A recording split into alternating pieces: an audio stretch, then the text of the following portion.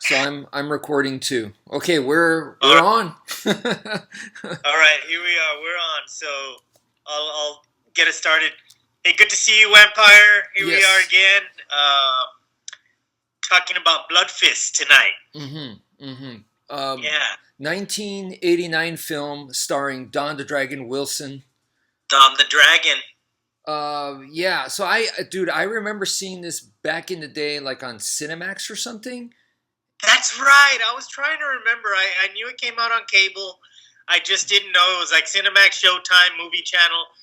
We had three here in my house, so And it's one of those. they made a big deal out of it back in the day. So I remember they like advertised it, or they did like a short making of featurette or something. And then Wow, that's good. I think after that or later that night, I saw the movie. So it was probably right after that they showed the movie, and I was like super excited to see it. And it was like, I think Don the Dragon Wilson's debut film. I think it's his debut. Yeah, Yes. it's like his breakout role because I remember the movie, the TV experience, like you mentioned, and then I also remember the going to the video store and seeing Yeah. the ads, Right.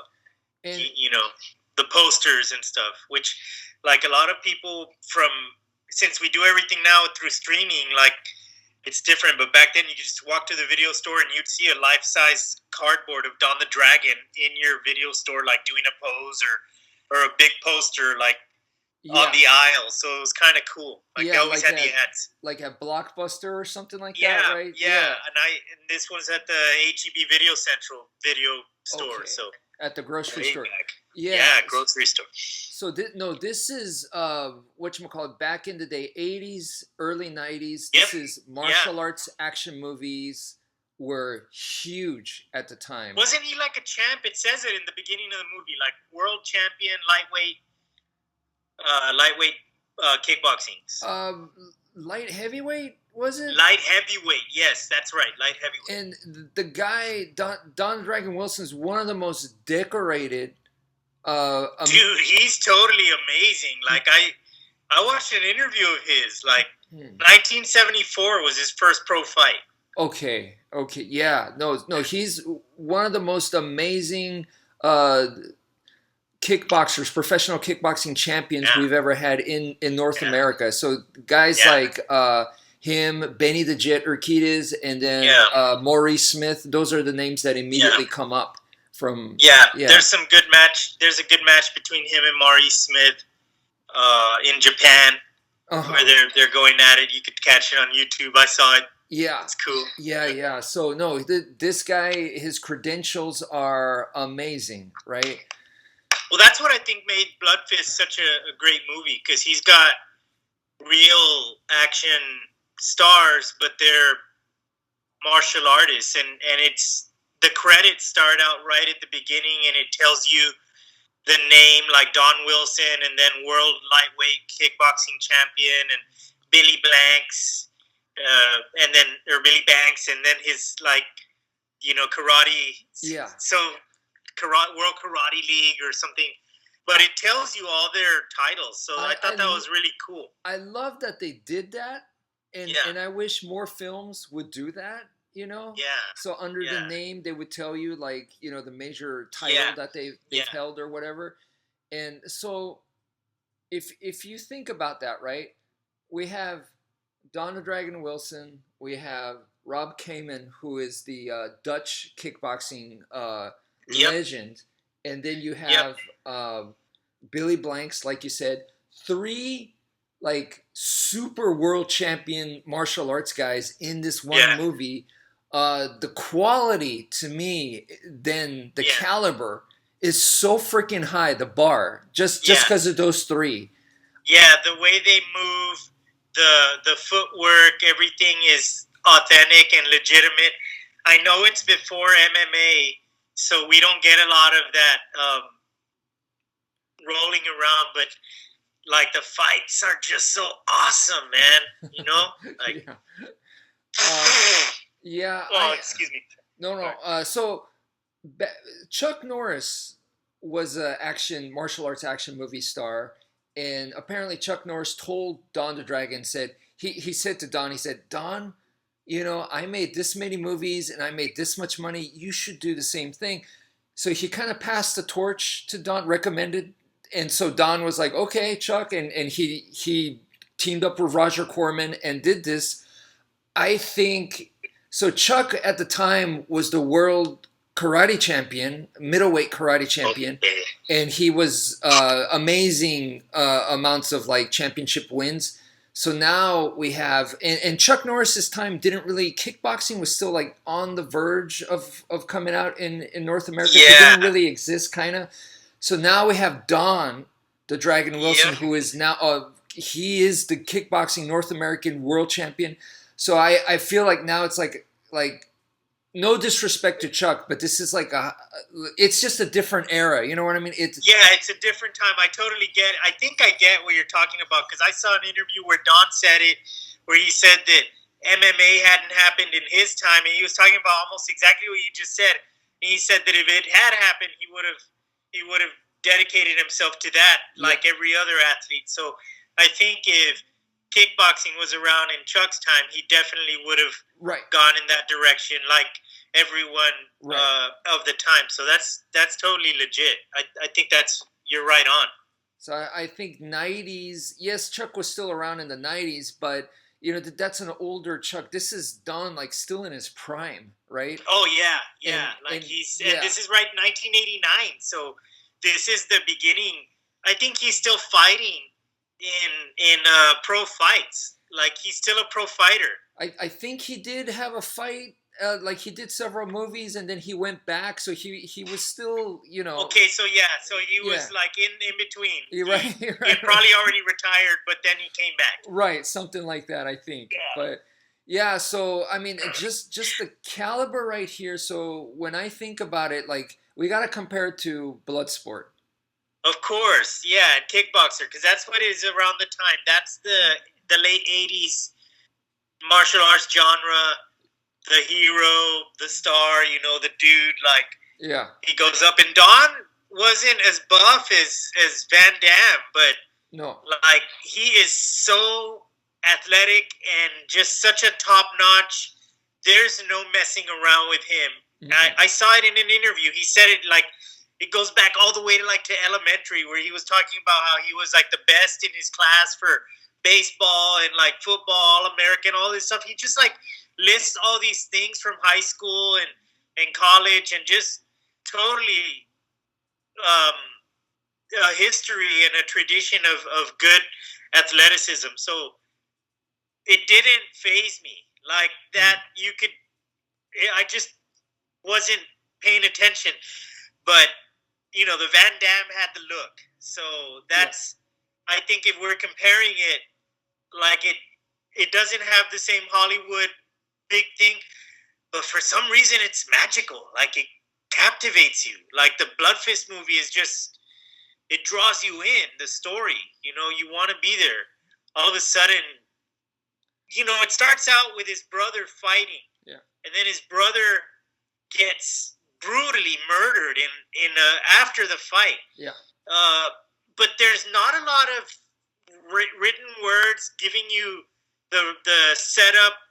I had to watch it a couple times this week, not knowing that we were going to do this, but this today, we did talk about it, but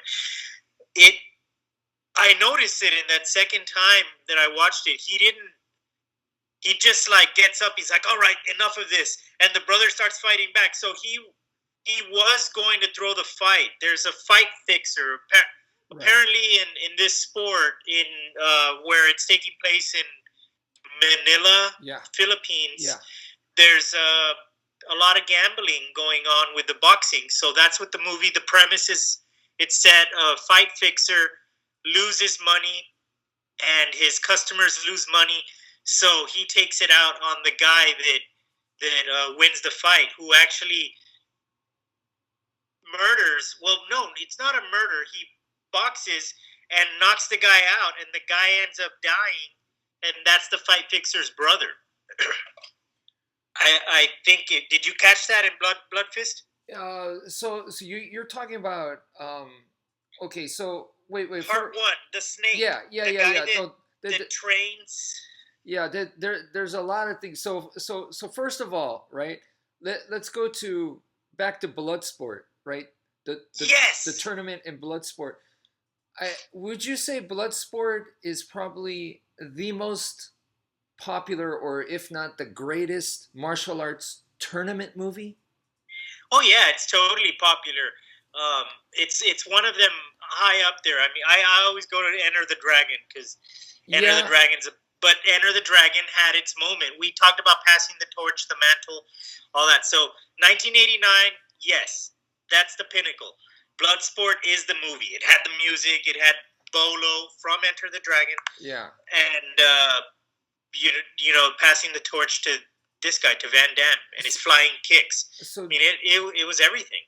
Don actually says in an interview, he says that Van Damme kind of like opened the doors for him, so he gives credit. Yep. Bloodsport.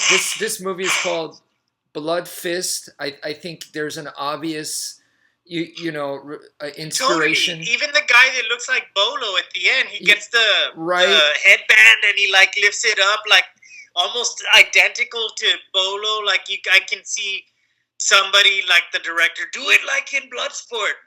Right. You know. And what about the ring? Not the ring, but where they fight. It's kind Yeah, of the fight, the mat does sort of have like an homage to the Bloodsport, except it it's doesn't do the the same. thing. It didn't do that, but that was just the last fight in Bloodsport. All the rest wasn't like that, right? So the rest were on a flat. Right. It looked identical, and even the little chips, like where they would read the names, yeah, were miniaturized versions. So it totally had the tournament vibe, but like it had it. It just had it in a more natural feel. That it was a believable story. The guy's brother is back there. We now know that Bloodsport's been debunked from there were a lot of text written in Bloodsport, the fastest KO, the Kumite, all these things that later they came out to be untrue. And I have yet to see anybody say anything about the claims, the simple claims that Don was champion of this, and the other stars were champions of this and this. And he continues to do that in the Blood Fist movies. It's listed in under the name of every star at the beginning of the credits. So you got to give a lot of respect to Don for those movies. And yes, I'm not trying to take away from Van Damme, but there's a different level, man. Like what you said, like it's just a whole different level. I like it. So would you say from Enter the Dragon to Bloodsport, did Bloodsport surpass Enter the Dragon as far as tournament goes? Tournament, not Bruce Lee versus Van Damme. I'm talking about as far as showcasing. Yeah, because it opened the door for everybody. That's what Don the Dragon was saying, and after that, we got a whole bunch of movies that were all based on that tournament style fiction. And I think in Enter the Dragon, they had so many directions to go that the tournament wasn't the main focus. Yeah, that's why I'm right? sort of hesitant to say, like, that's the best tournament movie in the world, but it does have an island and a tournament on an island, and that's the draw. It starts it, but it's not the best tournament. It's the granddaddy. And then you have Bloodsport, which is, I think, probably the best tournament. Now, when I look at Blood Fist, like I said, Billy Blanks, Rob Kamen, Don the Dragon Wilson, I feel like this should have been better. This should have been a better tournament martial arts movie.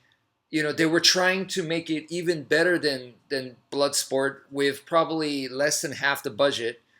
I haven't even looked it up like that. I always ask you about the budget, but I was wondering about it now that you just mentioned it.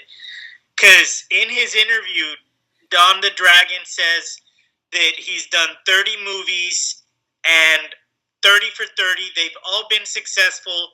They were all financially successful, and eight of them were the Blood Fist movies. So he did 8 sequels or 7 sequels. Yeah. From that one alone, and that means that he must have made a lot of money on these movies. So I don't know if they compare to the millions that Bloodsport made, but there's definitely, man, there's something there. There's an enchantment to these movies that you just don't. There, the same enchantment is there in Bloodsport. Don't get the wrong idea. Yeah. But Van Damme has also made many movies, and just briefly, I don't get that enchantment from Universal Soldier: Day of Reckoning, but from Blood Fist 5, I'm like intrigued. I want to watch it after the phone call, like I want to go back and watch it. So there's something there, like Don the Dragon Wilson has an appeal that continues to get better and better. I think he took his martial arts serious, and I think Van Damme took it serious, but then he became an actor and then just enjoyed the acting part of life. Right. Yeah. Well, I mean, but no, I don't know if it did anything surpass Bloodsport. Did this movie, Blood Fist, did it surpass? Well, did anything beyond Bloodsport? Like The Quest is another tournament movie. Yes. But has there been another tournament movie beyond Bloodsport after 1989? Well, Blood Fist 2 is also a tournament. It's yes. kind of not a tournament, but it is. You got the fighters and they go, right? So it's more like super fight format, where it's just one each, but so it's not brackets that they're going up, but we can kind of. How does he get back into fighting though? Doesn't he have a bad kidney in part 1, so he can't fight? I almost kind of want to say that part 1 and part 2 is, even though he has the same name, it's still Jake Ray. It's not the same dude. So it's almost like a different dimension. I'm not guilty. Yeah, I think we got to view it that way. Like I watched it and I was like, what am I missing? Like, and I had to go back again and rewind it, and I was like, what did I miss? Yeah. So it's the same thing for part 3 and even part 4. It's Dawn the Dragon, and I remember this when I was a kid renting them, like 30 years ago. Like, hey man, what's going on? This isn't a real sequel. Why did they put part 2? So yeah. I sort of like that now as an adult or older. Yeah. I can see maybe they were having fun. These producers, Roger Corman, must have been doing it like already on that feeling of the progression, like kind of poking one at the audience, making fun of us, but enjoying that we were going to buy it anyway. Not in a bad way. No. I mean, like, dude, I remember seeing a movie. I forgot what it was called, but it was Ninja something. And in that movie, you have the main character, the lead lady, and you had all these people in it. And there's 3 of these movies, right? Each time they switched roles, switched stories, and it was like I'm watching the same people make. Well, they do it in Blood Fist too. The snake. Exactly. The snake from part 1 is the. Yeah, they recycle, and it's like another dimension. But for me, it's not a big deal. I just don't, loosely. A loose sequel, not a. Yeah, it was a loose sequel, but man, loose. It was good. Yeah, it was good. Because he also goes back to the Philippines, doesn't he? Yeah. Or is it Thailand? No. It's Manila, because now everyone's holding Eskrima sticks, if you remember. Yes. But okay, so in Blood Fist 1, did you like the girl? Oh, totally. Yeah, she was like awesome. Like, she was blonde and awesome and all that. Like that was great. But you triggered like a memory. There's a scene where he's fighting the dude. I think the guy's got like a hearing aid. Yeah. And she puts the Walkman on. Right. What's that? Can you explain that? Do you know like what's going on there? Is he getting signals? Because something gets crossed. No, I think it's an homage to Bruce Lee's Way of the Dragon / Return of the Dragon, where Bruce is fighting Chuck at the end in the Coliseum, and he starts jumping up, so he gets the rhythm, right? So Rob Kamen, I think, is a guy that fights with rhythm, so he needs the music. Okay. and then they swapped the cassette tape, so he didn't have his music anymore. So that threw him. It was a little too. Okay, you just explained it. That's great. Like that, I didn't catch it. After watching it twice, I didn't catch the swapping the cassette. So that's what happened to the guy. But I was like, did they really have to, like, who has ear headphones while they fight? You know what I mean? So Yeah, back in 1989, though, that was like state of the art because those were wireless headphones. So he might have been doing some state of the art. Yeah, it doesn't make sense. Yeah, so Yeah. I kind of wish that they had just, had a stereo, the boom box in the back, and then they swapped the cassette tape. That would have been fine. That would have, but then it's like that would have been made more sense because the way I thought of it, like in 2023, yeah, thinking, I thought like, okay, the girl, she pushed, turned on her Walkman, and then she was listening to the thing, but then it like somehow it interfered with his because it was like wireless and the signals got crossed. But then I thought, well, but the Walkman doesn't like push the signal; it's wired. Right. So you explained everything to me right now with the tape. They switching the tapes, but yeah, no. So the fixer guy, the snake, yeah, he sort of sees what's going on, right? Like, and he kind of does like a look when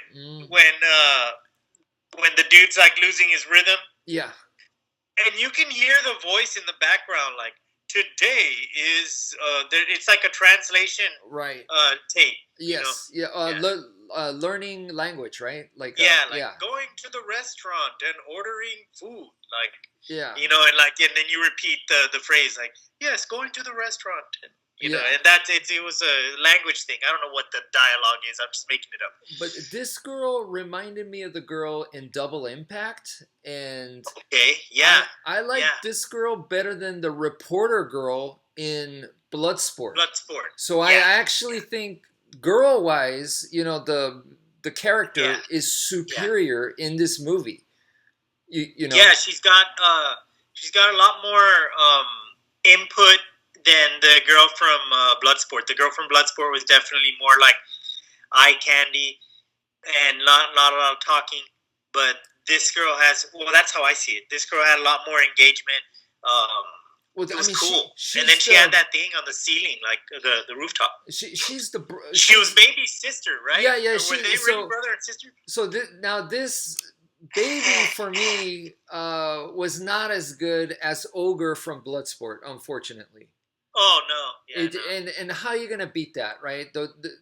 Remember the part where he's like, aren't you a little young for a kumite? And then it's like, well, aren't you a little old for video games?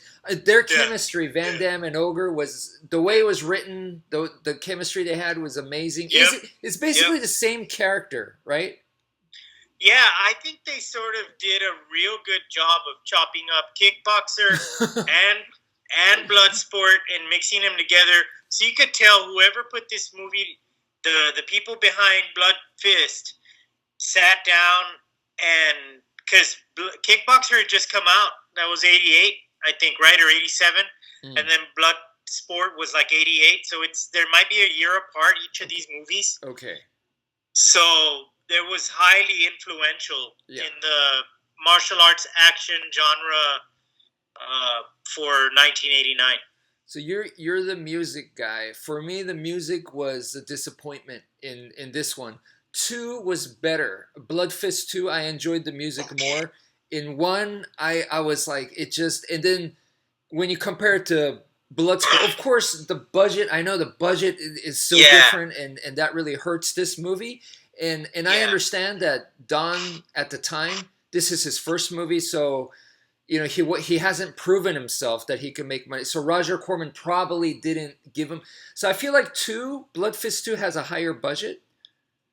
To me, it felt that way. So the music to me suffered here, which was unfortunate because I think they get better as you go on. And Blood Fist 3 and 4 and 5. Yeah. Music is awesome. It's awesome. What I told you. It sounds almost like the music. I think it is. It's the same melody from the Chuck Norris movie Code of Silence. Code of Silence, yeah. You mentioned to me earlier that Chuck Norris got Don into I don't know. Did he get him into the movie biz? Is that how it Well, works? So I think maybe he the told them, music yeah, from one movie to the other movie becomes available, and you can buy master tapes and say, okay, well, I want to use these melodies and I want to remix it this way, and we set it up for these instruments, and then we do the score. I don't know how that stuff works, but if you can buy a master tape from a music producer and do that, and maybe some people out in the comments could talk about it, but I heard the melody from Code of Silence, and I heard the great music from Code of Silence. So I don't really recall Blood Fist Part One music, so it might have also been a little lackluster. yeah. But I liked the way the movie had that feel. Like the storytelling aspect is still top notch. It mixed with what you were saying about the great actors and their performance abilities.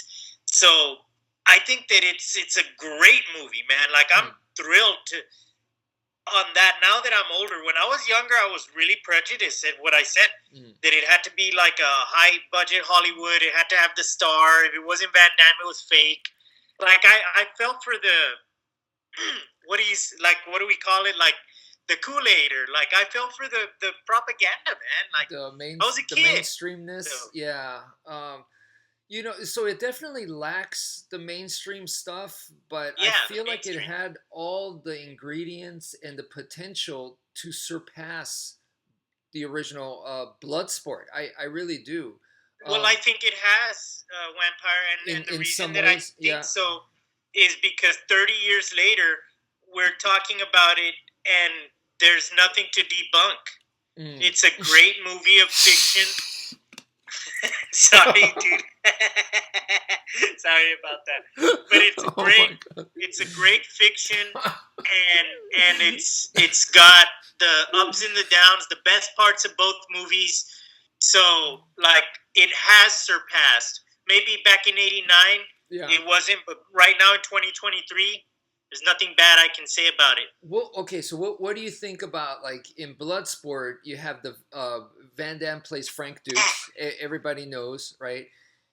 But when I watch the movie, I don't see Frank Dukes. I see Van Damme, right? Yeah, Van And Damme. That same here. I see him. his character, Frank Dukes, at least in the movie, is supposed to be military, Air Force, if I'm not mistaken. Yeah, yeah. And so active Air Force. And Yep. he's also a ninjutsu guy, right? That's right. Yeah, Dude. from the yeah. Oh, are we watching American Ninja? I mean, this is the character already is a superhero, right? Yep. Yep. Don's character was a former kickboxing champion, right? Retired because he, like you said, gave his kidney to his half To brother. his brother. So Yeah. which later on, like you said, it's not even a factor for some reason. Yeah. But Yeah. so he's pretty much playing himself, yeah. Yep. And then, which is smart, because once again, this is his first movie. Don't play something that Yeah. you don't know how to play. So he's playing himself, and then he has a partner where they're doing some sketchy self defense class to some children. So it's Yes, and then they blow up the thing, and he's like, "You ever wonder why we do this?" right. And the sketchy partner, like, I never wonder about it at all, because he's making all that money from all those kids. And that I'm sorry is so look, in a way it's more realistic, but it's not as like superhero over the top as like the Frank Dukes character. Yeah. A ninjutsu military guy? I mean, you know what I mean? Yeah, see, so I think when you're like an 11-year-old kid or 11, 12, the appeal of choosing like A or B, that this is the choice. Do you want to be a super ninja Air Force captain, like with the spiked hair, or do you want to be an ordinary, like regular retired former badass? You're right. Like right. you're gonna pick the captain, dude. Like everyone wants to be like everybody, Captain Guile. Which Frank Dukes looked like Captain Guile from Street Fighter. in a way, yeah, it was kind of Captain Guile, yeah. So that's the appeal, but now that I'm older, the reverse seems a lot more true now because Mm. you think about longevity and how the movie has lasted. It's just cool. Like you can watch it and you don't have to worry about like, hey, I'm watching something that's fake because you know it's fake and it's fun. And Yeah. even though I'm older, like I do feel a little bit let down because Bloodsport was fake. So when he's kicking Chong Li in like, you know, 0.7 seconds flat, like that's fake. But when you're little, you're trying so hard, like, okay, Dad, is this a 0.7 second kick? And like your dad's there with a stopwatch, like, like so, like there's something there. Like it's good to have as a child. It's good to have something to look up to. Yeah. And even in Blood Fist, there's some moments because they've got the kids, so they're showing the elements. All the ingredients are there, like you mentioned. It's just not blown up over the top, some supernatural Yeah. hero guy. Yeah, even the training that Don does versus the training that Van Damme does in Bloodsport, the Bloodsport training is nobody trains like that, and nobody trains like that. Okay, that's not, it doesn't make sense, you know. You, Not even Remo Williams. no, I mean, and then of course he has the dim mock, right? Yeah. So Yeah. once again, it's just more over the top, right? Yeah. Way more over the top. And Yeah. that worked for that era because we're coming Yeah. from Stallone and Arnold. Yeah. Remember Arnold body slams a telephone booth? Yeah, with like, a guy yeah. in it. So I mean, Yeah. we're Yeah. coming from Yeah. that. So I get it. But now Yeah. Don is bringing a more realistic, Yeah. version. But like remember in the last fight, Van Damme against Bolo. Yeah. Bolo does the powder thing, right? And Yes. into Van Damme's eyes, and it's like Yes. this very dramatic, like I can't see, but I have my ninjutsu training. Okay, so in this one, Don he gets drugged. So kind of similar, right? So for the last fight, he's messed up, so it's kind of similar. But then he just kind of overcomes it, and also throughout the tournament, everyone's saying Don's gonna win. Oh yeah, you know what I kept wondering, and I Yeah. was curious if you thought throughout the tournament when he's fighting these guys, is he thinking, is this the guy that killed my brother? And so is this the guy? And boom, like he takes him out even with more gusto, or with each fight that he has, is he wondering, is this the guy? And because I mean, the whole reason he's there is for his brother. Right, and that is, we can call it a lack of budget or poor screenwriting. Well, maybe, but I sort of picked up on a little bit of it. Like I think the elements are there. You think you saw him in there? I saw it a little because I'm seeing like there's remember there's one guy that's all tattooed and he's sort of like the third guy that he fights and the guy's buff, he's got like the tattoo all over, so he could be the snake guy, right? And he gives him like I think like a right cross or something, knocks him out, one one punch knockout, one punch hit. Yeah. And I thought while they were doing because Baby comes in and starts looking through the little area, he says, this thing needs a shot clock. That's when he says that about because the two masters, Don and the Snake Man, are squaring up against each other. They're looking at each other and taking their time. And I think that in that moment, that's the writers telling us that Don, because then there's another look back where the real Snake, they sort of, the camera goes to him, to Don's coach, and then he comes back. So I think that that little trick is an old school 1970s or a Roger Corman style. He's a producer, man, so he's gonna be in this in every moment. And I think that there's a tiny bit there where they say, "Hey, are you the one?" And so for me, I sort of got a little bit of it. I was curious if you had seen it. Maybe it wasn't as obvious to you, but it not a problem. Yeah. Like I think that the ingredients are there, man. That's what I heard you say. So I think I still think the movie's good. If you watch it a third Oh time, you yeah, might no, pick it up. I think it's good. I do. I just think maybe my expectations are too high. I think it's capable of a lot more. Uh, the bad guy, you know, The of main course, bad guy, the main bad guy, the not fixer. the snake, but the main fighter bad guy, right? The Oh yeah, the Chung Lee guy. Yeah, basically the Bolo, right? Yes. So I mean, Bolo, I mean, come on, I mean, steals the show in pretty much every movie he comes out in. Every movie. I Every just watched movie. Tiger Claws today. I mean, so and then you have this dude. This dude, I think he had the right look, and he could have been. I mean, I think this guy could have pulled it off. But then, Yeah. do you remember that scene where there's like a cockroach? Yeah, and then he eats it. He just grabs it and eats it, and I Yeah. busted out laughing when I Yeah. saw that. I Yeah. was like, Because he does it in a way where he first looks around, like he almost does like a look around to see if anyone's looking at him, and then he eats it. it didn't even it. I think what they wanted was look at how scary and psychotic this guy is. Yep. But I Yep. just thought, what an idiot! He ate a cockroach. Like, what the Yep. hell was Yeah. that? Like, I just laughed. Yeah. So, Yeah. See, so that's the campiness, but it's Gosh. well written, but it's still campy. yeah. I mean, but you know what? Bloodsport had a lot of campiness in there.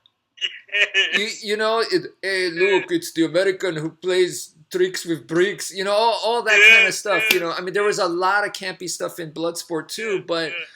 I don't know. The bug eating, it didn't, to me, I wanted to elevate the bad guy, make him scarier. And Yeah. like Bolo, like when anyone fought Bolo, I was afraid of their life Oh yeah. for them. Yeah. This Yeah. dude should have been like that. And do you remember like he likes to stomp people, right? Mm-hmm. And that should be scary. It's devastating. Yeah. You stomp somebody, they could die, right? And they even say it. He has a tendency to kill his opponents. That's scary. That's right. That should be That's scary. right. The first, right when he fights Don, right at the beginning, he stomps Don twice, and Don survives like nothing. So I was like, dude, what the heck? And then, like I said earlier, they kept saying that Don is the favorite to win. I was like, so it kind of that takes away for me the scariness of the bad guy, which was unfortunate. Bolo, when I saw him in Bloodsport, I was like, that's a scary dude. Yeah, that was a real scary guy. Really scary guy. He's Yeah. standing up there on. I think the first time we see him is in the dim mock scene, and he's standing sort of higher up. Yeah. On like some risers or something, and so he's kind of like on the up, like looking down, and there's a real imposing figure that he comes off on camera. So right. But the other guy, like, okay, so going back to Blood Fist, the first time we see these guys is when Don's character finds some people. He sees people with the red coat, and his brother had a red torn off piece of red something that he had ripped off somebody. So the cops knew what was up, but they didn't want to play along because the American, and so there's some. I liked it, man. The movie was, for me, it was good. But that's the first time we see him, and that big Bolo character from Blood Fist, he's fighting people. They're doing like I think he fights off some people. He spars some people in the open garden scene there. Yeah. The courtyard where Don walks in, he climbs the fence and spies on them. But in all fairness, like for example, you remember when Bolo actually fights Tong Po in Bloodsport, and he makes the guy's shin come out of the skin. Yeah. I mean, the shin bone breaks out. Every single time Bolo moves, like I believe that, like when he does like a wah, like that his wah is gonna shatter a brick. Like I believe it. Yeah. Yeah. So I mean, it's just kind of presentation wise not fair, and this is what you were talking about. Like they had a bigger Hollywood presentation. It Yeah, wasn't yeah, Hollywood. It was Canon Films, right? It was. yeah. It was Canon. It was Yeah, Canon, but which is kind of interesting. Like, cause Canon. Canon is a little bit ups and downs, but Yep. Bloodsport was definitely up. They also did some Chuck Norris movies, right? Yeah, the earlier ones, like I think it's Missing in Action and Uh, some others. Code of Silence, I think. I don't know if that's a Canon flick, Oh, maybe but not. it No, no, no, no. it That might not be. But like I know his Missing in Action, maybe the Delta Force could have been as well. Code of But Silence was the same as Above the Law, right? The yep, same. Yeah. I So think that's so, and I Warner think it's Brothers. even Yeah. in the same city too, Mm-hmm. Mm-hmm. because Yeah. yeah, Same director. you can Same. see the Yeah. railroad. Yeah, Yeah. the man, that Code of Silence is something else. The music from that movie Yeah. comes out in Bloodfist. I think it's Bloodfist 4. 4. I Okay. want to say 3 maybe, but 3 is the one where he's in prison. So I don't know if there's a lot of music in that one, but part 4. 4 is the one with the terrorists. Yes, I think so. I'm trying to remember. Does his daughter get kidnapped and he has to go? Yes, Right. yeah, his daughter gets kidnapped, and the CIA and the FBI. Yeah. Okay. Yeah. Yeah. Oh, that's weird. Yeah. No, I really like all the Blood Fist movies, but 2's my favorite actually. Oh, really? Yeah. What do you like about it? Like, what's good about it that kind of that one doesn't have?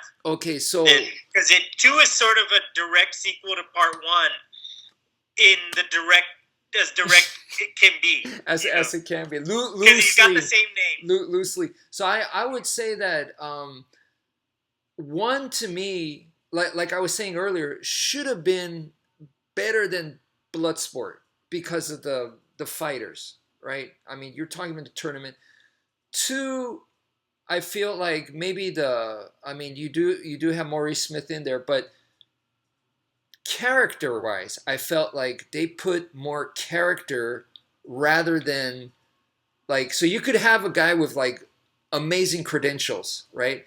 But if he's unable to bring that out in the film, then it doesn't matter how awesome his credentials are. For example, you look at Bloodsport, and there are so many fighters that you remember, like the monkey guy, right? Oh, yeah. Breaks the coconut. Yeah. The sumo guy, right? I mean, the Muay Thai fighter guy, he does that. So Yep. there's a lot of memorable characters there. Yep. They actually played good characters. Billy Blanks and also Rob Kamen.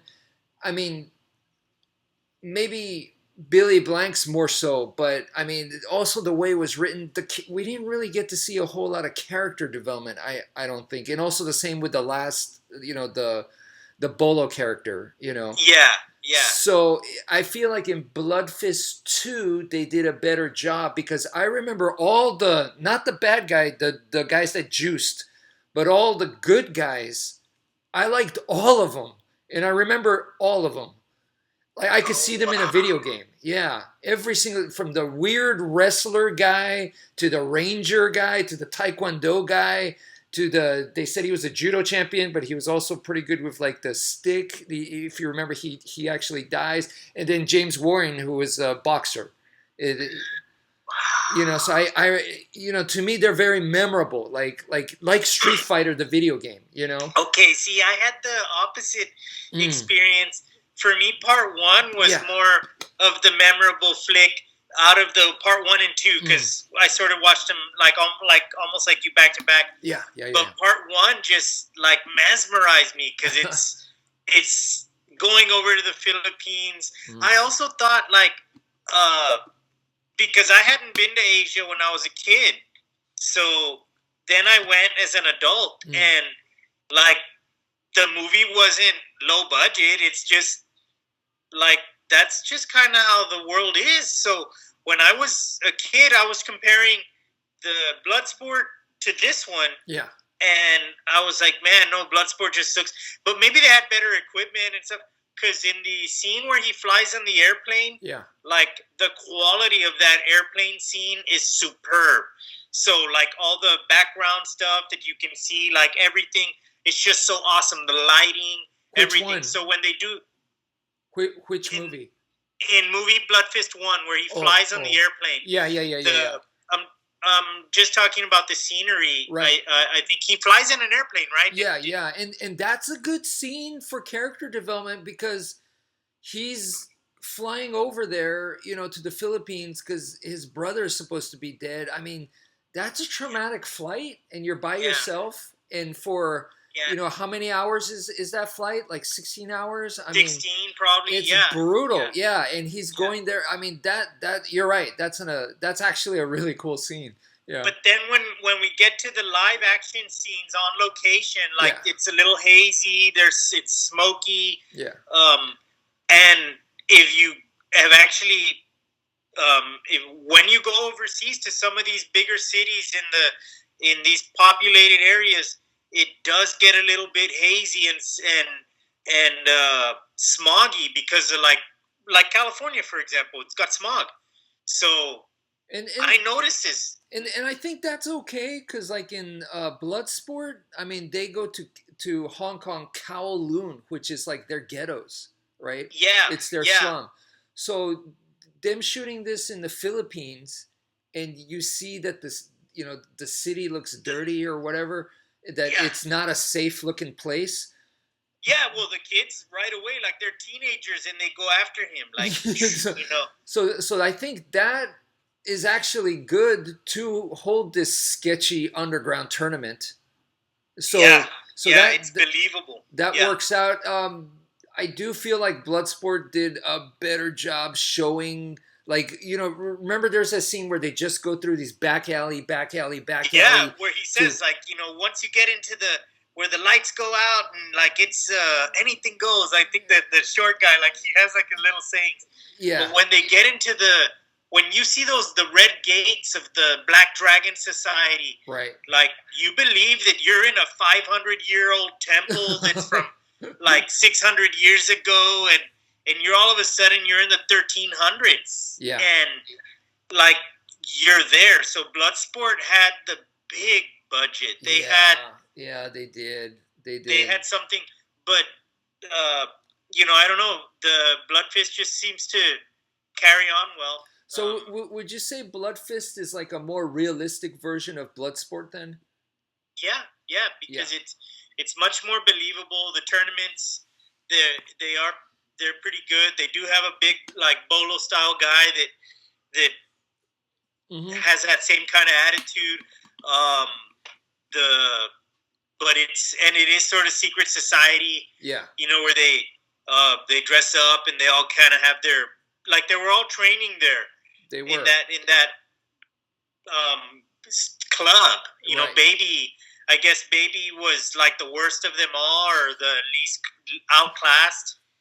He was one of the fighters. There's a scene where for sure. the lady gets mad. I think it's his sister gets mad at Don. Why didn't you tell him that he wasn't the best? Or man, that scene I was kind of like, dude, he's gonna get killed. Why don't you go in? But yeah, he didn't.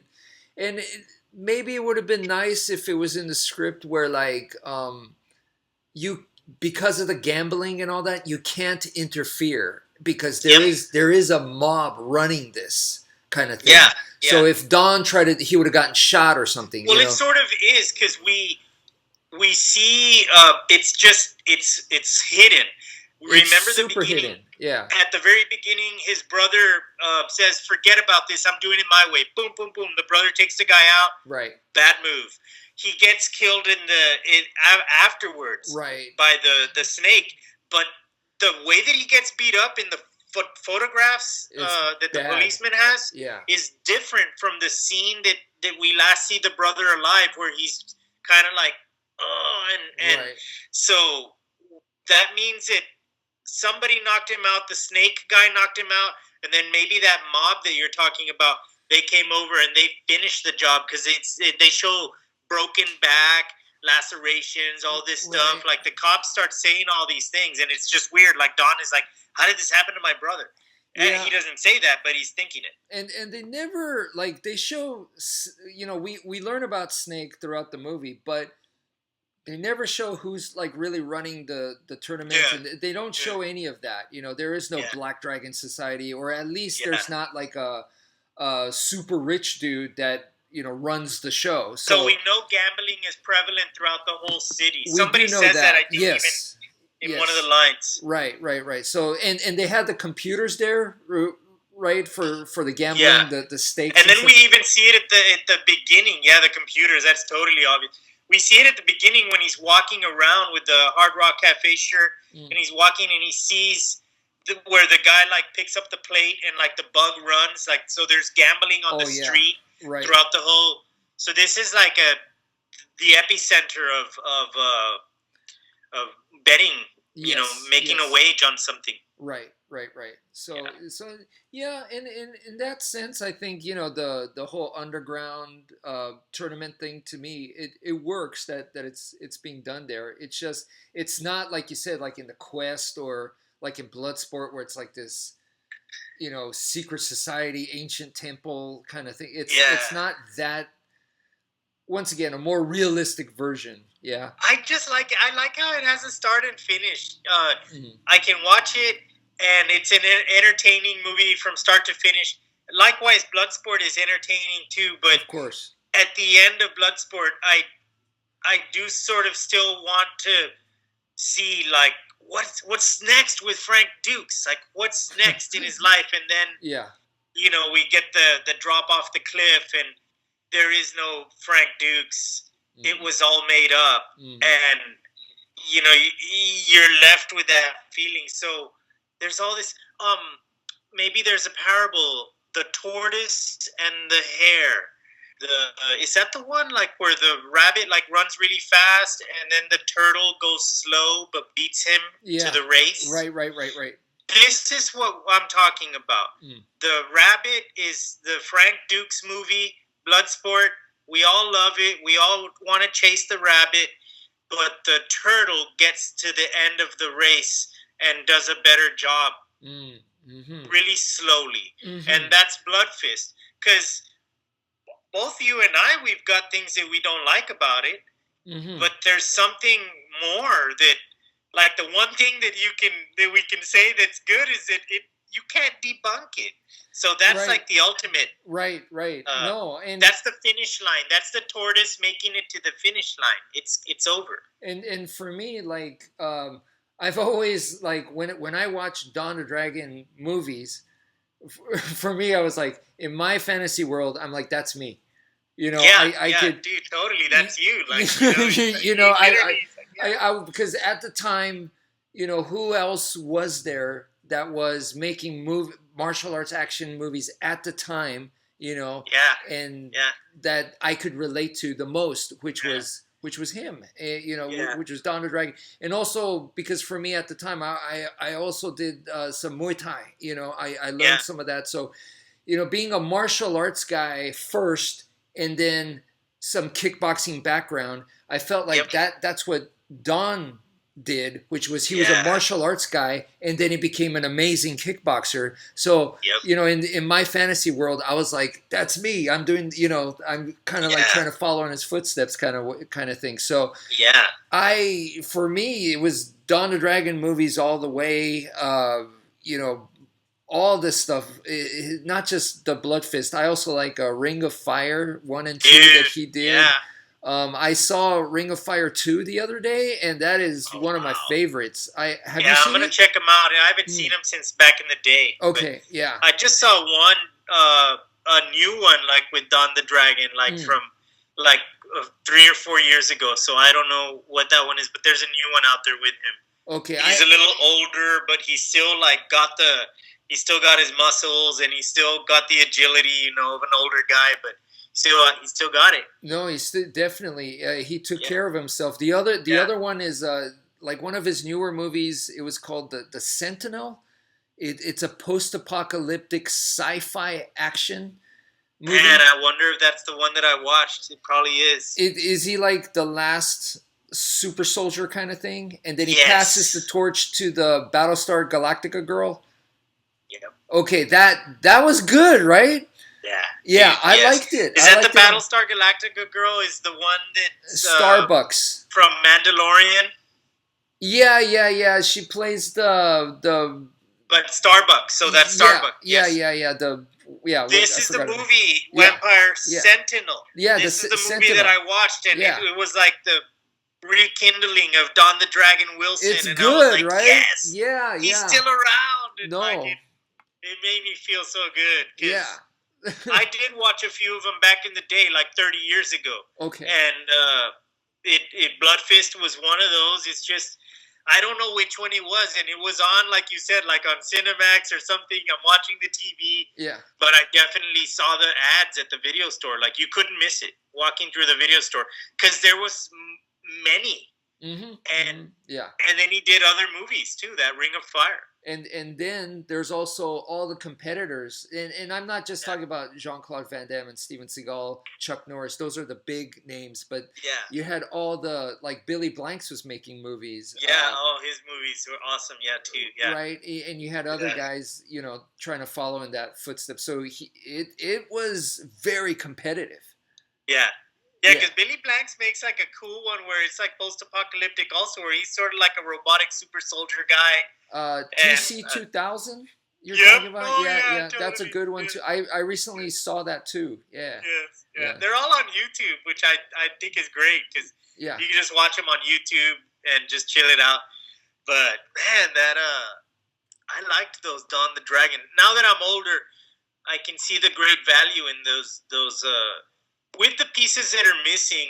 But like I say, it's the tortoise and the hare, so there's something to be welcomed from those stories. I like them. I think people need to give more credit to the quality of the martial artist. What you're seeing there, the guy, like you said, is not just an amazing athlete. We're talking about is a very small percent of the population to be at that level caliber of world champion.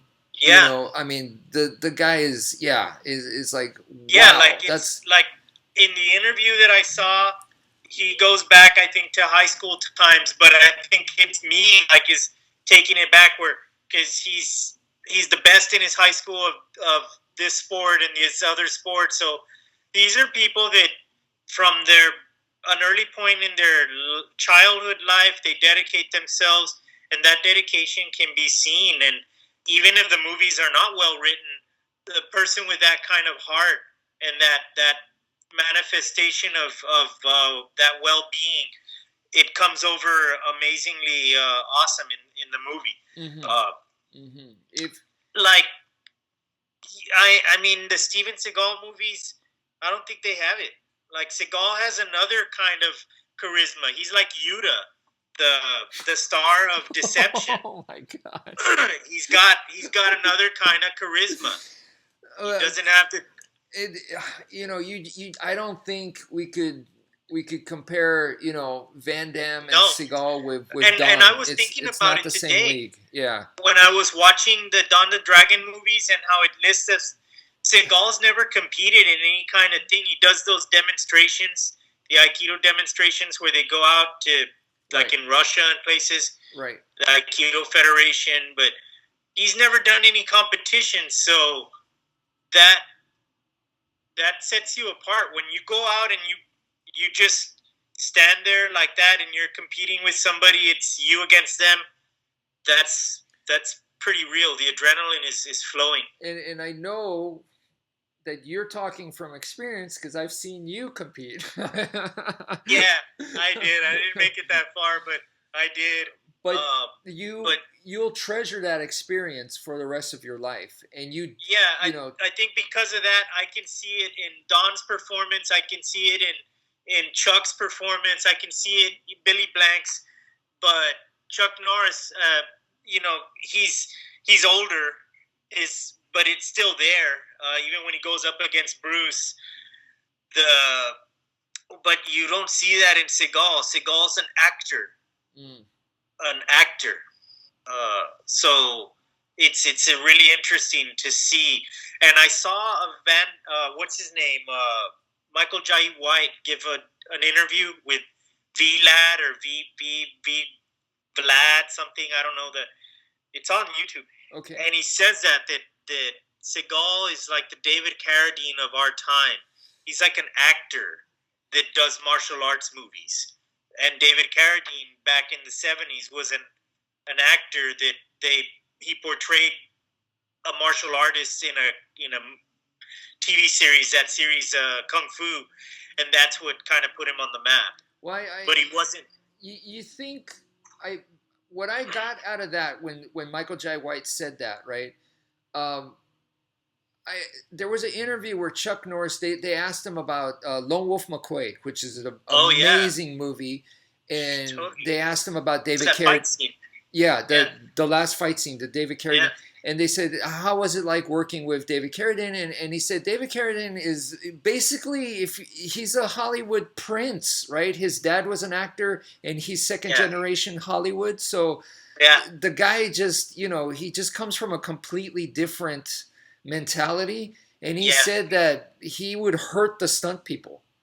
yeah. And he didn't think anything of it. Like for See, the same thing that they say about Seagal. exactly. That So Seagal I hurts the think stunt people. I think that's what Michael J. White was referring to, Yeah, the hurting yeah. of the stunt people, Yes, yes. and yeah, I do think that Steven Seagal is like a legit martial artist, Yes, I'm with or you there. he was at one point, Yes, what I was referring to was the lack of competition yes, no, and how it comes over well on the camera. right, But there's another charm and to Seagal on that when I mentioned Yuta and the Star of Deception, I was actually giving him his.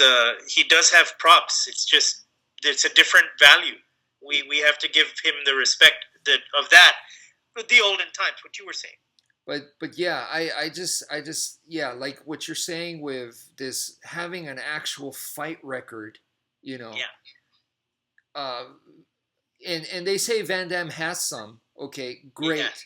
But I think it's just a proven fact that it's not in the caliber of Don the No, Dragon Will. It's just nowhere near. no. Maybe he does have maybe it was amazing. Maybe it was 20-0 in the amateur ranks or whatever. But I think it was back in wherever he's from, Belgium, and he Belgium, was younger. and even if he traveled all throughout Europe and fought like 30, 40, 50 fights and he was Yeah, undefeated in these local tournaments or whatever, it's not the same. it's still not the same as compared to someone who was in the world, world level. I remember I was in Austin and I got into a challenge match with a guy it's just in the backyard of the apartment complex. I saw these guys training with boxing gloves. I went up to Mhm. them and basically, fought one of the guys. We turned into a full-blown challenge match. We're on the ground and everything, right? We started Wow. standing, ended up on the ground. And anyway, I talked to him afterwards because I didn't destroy the guy. I made it to Yeah, where we end up friends afterwards, yeah. like good match, kind of thing. I think I really could have hurt him, but I didn't. And then I asked him, like, what's your background? And he told me he was the Texas State, I think it was welterweight kickboxing champion of Texas. Okay. Wow. That's state champion, Yeah, right? yeah, Okay. yeah, And then I asked him, like, why didn't you pursue national champion? Right? Why yeah, didn't you keep going? And he said, because they get so good. He said the level, like yeah. for him to become Texas was like, that's it for him. You know what I mean? Wow. That was his Yeah, journey. That was his limit, and to devote more probably, he just wasn't capable. So Don the Dragon was, above that. So it's kind of like going from high school level champion athlete to now collegiate, which is national. yep, NCAA is like national, and then on yep, top of that you have like Olympic, and then on top of that you have professional, right? So yep. you people I think don't understand that whole climbing of that, And I don't know about you, but like I played some sports in high school. I was no champion. I could never, I had health Oh yeah, conditions no, too, but I get it. I wasn't an athlete in high school. I was, but not in. I didn't play sports. I had asthma, so I had to like do my stuff same outside. Like same here. And yeah, it's it's not an excuse, but it is an excuse kind of. And but the fact is, I just wasn't at that level. I wasn't No. at that caliber. Don is the guy that you said in high school he would just aced everything. He was a collegiate wrestler also, and then got into Yeah, he said it kickboxing. in the interview. Yeah, He said that it was the first time in his life that he had ever done a sport that he knew nothing about.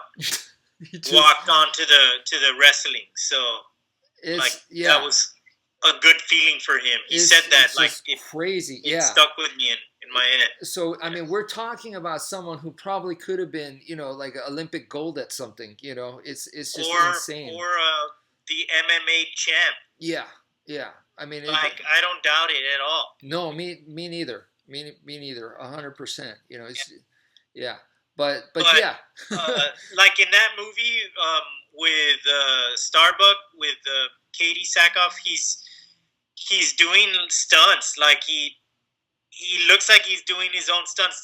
He's not jumping off a building like Jackie Chan, but when he does his fight scenes, it sort of looks like him.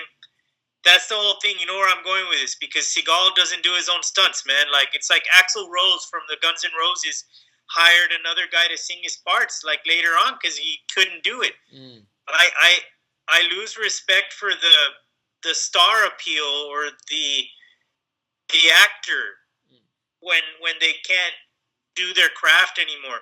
mm, I still respect Aikido, and I have respect for Aikido and for Seagal and his Aikido, but his acting ability, if he can't do his acting ability proficiently anymore, then there's something else. And some of his later movies, he does a little better job at it. But there's nothing wrong with Don the Dragon Wilson.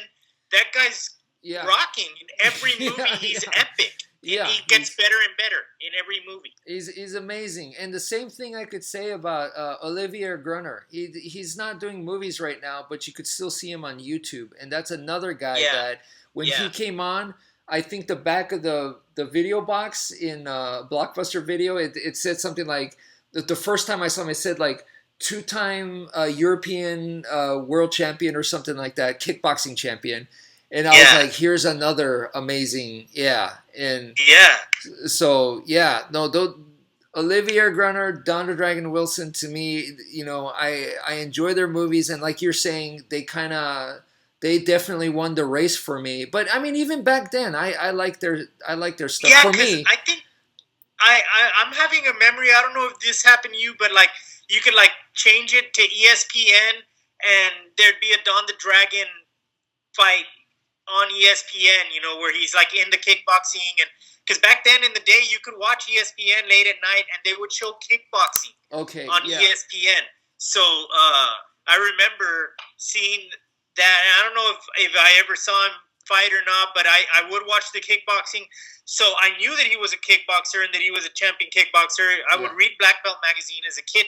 So this is right up my alley, man. This guy was real, and because of the guys like Seagal and Van Damme that paved the way, Yeah, and Chuck Norris, we got something amazing with Don the Dragon. I It know. was like he accelerated beyond. And I wish that he'd get the credit, and that we had seen his stuff. Yeah. And well, maybe I don't know. Like, I think a similar thing happened to Joe Louis. Like that dude, like he never was able to, like he did like one or two Hollywood movies. This is the guy that he was pretty much like. There was Bill Superfoot Wallace, Chuck Norris, Mike Stone, and then Joe Louis, right? Joe Louis was the heavyweight karate champion, and then he became Yes. like the father of American kickboxing. So that dude never was able to, really break into Hollywood. It just wasn't for him. And I would hate Yeah. to see Don go in there, and because he just seems like an awesome, like it's not just he was an awesome competitor, but I feel martial artist from the guy. So from him to go Yeah. into Hollywood and go through all the cutthroat, not that I know, but I could imagine that it would be very cutthroat and political and Yeah. backstabby. That's why when he said that in that. It's a sort of recent interview. He's like at an MMA fight, and somebody catches him on the interview, and they ask him, and he says 30 for 30 with film. So he's made 30 movies, and they've all been successful, and that says a lot because he might have surpassed the politics and all the stuff that goes on behind the scenes. There's a lot of stuff in Hollywood, you know. And he probably even tried because I think he was one of the fight choreographers in one of the Batman movies. Wow. Yeah, I think it was the Jim Carrey Batman. Where he was the Riddler. Yeah, he was the Riddler, and Val Kilmer. Like, I think he, and he kind of does an homage to that in Ring of Fire 2, where they wore like all neon. So, because he wore neon, and I think he attacks Robin or Batman. I don't remember, but he attacks him wearing the neon. So anyway, we're going way off topic. So I think in this video, I think I gave my honest opinion about Blood Fist. I do like the movie, but I'm not gonna like pretend like it's something that it's not either. Like, I see a lot of areas that I wish they had done this and that or whatever. So I gave my honest opinion, but I still, super big fan of Don the Dragon Wilson. Love his movies, and the guy, I never met him, but like some of these other martial arts action movie stars, I would not want to meet. They say don't meet your heroes. Don, on the other hand, seems like one of the guys that I would like to meet for sure and train under. Yeah. So just saying. he comes off as a real natural guy. I think it's the martial arts aspect and the combat sport relatedness, because he practiced that competitiveness. So that just makes it all the more real. We've talked about the 10,001 reps and how you can see it when or 501 reps, whatever X number of one extra, N plus one. You can see it when somebody does the moves, and you can see when they've practiced and when they haven't practiced. You have students, and so you prescribe them their work, and they don't do it, and you can see like, hey, you didn't do it. So he's done the work, and it's pretty obvious, man. But I like the movie. Like, what can I say? Like, it doesn't compare to Bloodsport. And I even think that there's that Enter the Dragon is still a bigger budget, because if you go back to 1973 and you see what Warner Brothers is doing, Warner Brothers is the people that made Enter the Dragon. So that's like the pop star Hollywood of all time. Right. And so Blood Fist has a lot of deficiencies in almost every single area where you can point. It's like a Volkswagen. It's not a Lamborghini. Right. Everywhere you point. Everywhere. Right. But at the end of the race, the movie in 2023, from 1989 to 2023, if you watch it right now, aside from when they're picking up telephones, and you see it's like a thing attached to the wall with a wire. Right. It plays out like a nice, normal movie of today. No, people are trying to make those nostalgic flicks in 2023, and they're trying to go back, like Scott Adkins and all those other guys, trying to make movies look like back then. This movie does it, and you can watch it from start to finish, and it's a well-made, entertaining movie. Yeah. But I agree with you. It does have a lot of pieces where it's missing stuff, but if you just let it go and watch it all the way through, it's a nice movie.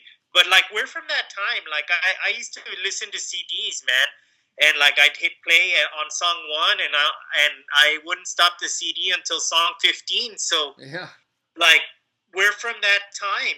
We can do it. We got the patience. A lot of people from today just want to watch the sound bites or the little fight scenes.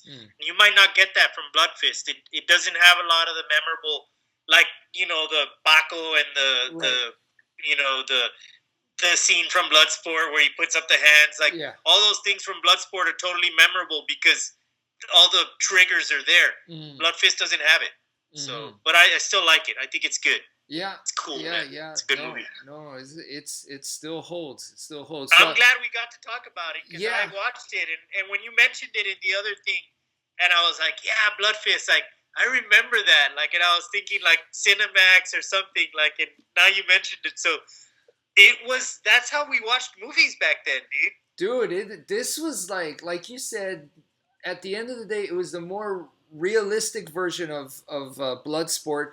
At the time, I didn't get that when I saw it at Yeah, the time, but I did get that this was like a more adult version of Bloodsport. yeah, I felt that at the time. It was kind of like we're getting a world champion kickboxer to play this part. yeah, It's going to be real serious. It's going to be more intense story and that. So they advertise it like that, and yeah. for me it delivered. So He but jumps over a car. Like there's a scene where he's chasing those kids right at the beginning when he gets to Manila yeah, and he's chasing the kids. He jumps over a car. So there's this athleticism. He's doing some that's cool right. stunts. Yes, Remember, I think they stylize a lot of it after Bloodsport because there's a scene where For Van sure. Damme jumps over the thing and there's the cool music and yeah, Whitaker is chasing him yeah, and the other guy and they're like out of breath and yeah. but A little I campy just there. Yeah. yeah. So I love Bloodsport though. I can watch Bloodsport over and over again. Like it's so good. But Bloodfist just it does have a cool appeal, man. mhm. It's not as cool, but there's It something magical about it still. it's all there for sure. So Like it's real. Like right. man, that I get my heart broken in Bloodsport every time. But it's like a girl that you like because she's so good looking, like because it's fake. Like Tanaka, like I want to be a Tanaka ninja guy, but then I can't because it's not real. Like, right. but it's real and it's not real. Like, what is it, Frank Dukes? Why did Frank Dukes trick us? Well, this right here, we got to talk about Blood Fist 2 next. So maybe Yeah. this is a good point to stop for. Oh, this is a great point to stop. But Yeah. I had a great time, man. Thanks for Likewise. inviting me. Yeah, to talk about this. No, same here. So we'll let's get to work on Blood Fist 2. So Yeah, we'll see you next time. yeah, see you guys next time. Thanks for All right, hanging out. Vampire. Yep. Thanks a lot. All right. Later on. Laters. You got it.